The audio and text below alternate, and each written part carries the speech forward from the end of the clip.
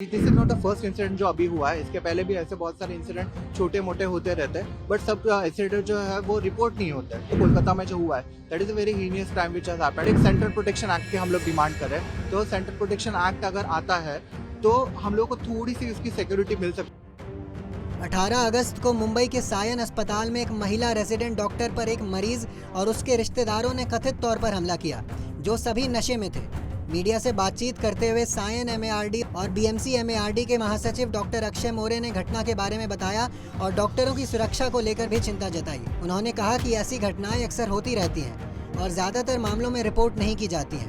उन्होंने कहा, मरीज आधी रात के बाद नशे की हालत में 7 से 8 रिश्तेदारों के साथ कैजुअल्टी में पहुंचा।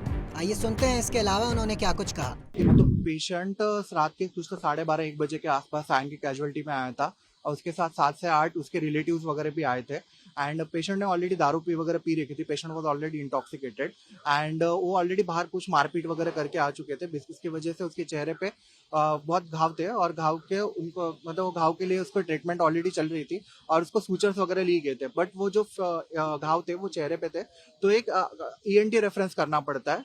उनके जो फिटनेस है वो देनी पड़ती है, तो उसके लिए 3:30 बजे के आसपास ईएनटी डिपार्टमेंट को उनका फिटनेस के लिए भेजा गया था।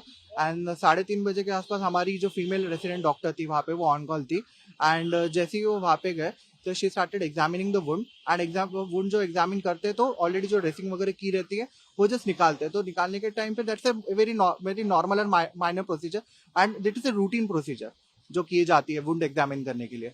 तो इसे उसने निकालने की कोशिश की। सिंस पेशेंट ने ऑलरेडी दारू पी रखी थी तो पेशेंट स्टार्टेड अब्यूजिंग हर। पेशेंट ने ऑलरेडी वहाँ पे उनको गाली गलौज करना वगैरह चालू कर दिया। एंड वो देखते ही देखते उसके जो रिलेटिव्स थे, तो रिलेटिव्स ने अगर समझना चाहिए कि अब पेशेंट उनका अगर पेशेंट अगर इंटॉक्सिकेटेड दारू पी है उन्होंने, तो उन्हें पेशेंट को संभालना चाहिए। तो पेशेंट को संभालने की वजह उन्होंने भी उसको, हमारी जो महिला डॉक्टर थी उसके ऊपर उसका वर्बल अब्यूज जो गाली गलौज करना वगैरह चालू कर दिया और हाथापाई के लिए जैसा पूरा उनकी उसके ऊपर आ गई।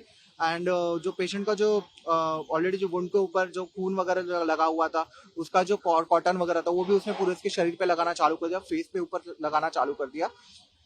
एंड उसके बाद में जैसे ही फिर पेशेंट रिलेटिव्स ने वगैरह सॉरी जो अपनी नर्सेस वगैरह थी उन्होंने इंटरवीन वगैरह किया और इन सब के बीच में जो हमारी जो रेसिडेंट डॉक्टर थी उसके हाथ पे एब्रेशंस वगैरह भी आ चुके थे।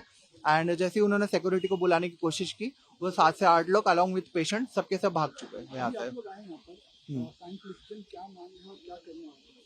हाँ, तो सायन पुलिस स्टेशन हम लोग वहाँ पे एफआईआर रजिस्टर करने आए हैं। Individual FIR as well as institutional FIR हम लोग अभी रजिस्टर करने आए हैं। क्या मांग है क्योंकि हमने ऑलरेडी देखा है कितना बड़ा इंसिडेंट कोलकाता में हुआ डॉक्टर के साथ। हाँ, अभी यहाँ देख लीजिए वापस से फीमेल डॉक्टर के ऊपर अटैक किया जा रहा है। या एग्जैक्टली, तो यही सब चीज़ों की वजह से this is not the first incident जो अभी हुआ है। इसके पहले भी ऐसे बहुत सारे इंसिडेंट छोटे मोटे होते रहते हैं, बट सब इंसिडेंट जो है वो रिपोर्ट नहीं होते।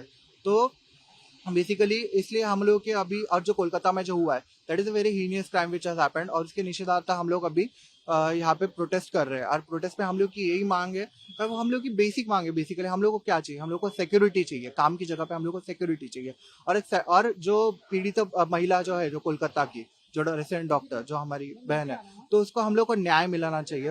तो उसको न्याय और एक सेंट्रल प्रोटेक्शन एक्ट की हम लोग डिमांड कर रहे हैं। तो सेंट्रल प्रोटेक्शन एक्ट अगर आता है तो हम लोग को थोड़ी सी उसकी सिक्योरिटी मिल सकती है। मतलब जो ऐसे इंसिडेंट्स जो हो रहे हैं जो ज़्यादा हो रहे हैं वो थोड़े कम हो जाए और जो दोषी रहेंगे, जो रिलेटिव्स रहेंगे या फिर पेशेंट रहेंगे, उनके ऊपर कड़ी से कड़ी कार्रवाई होए।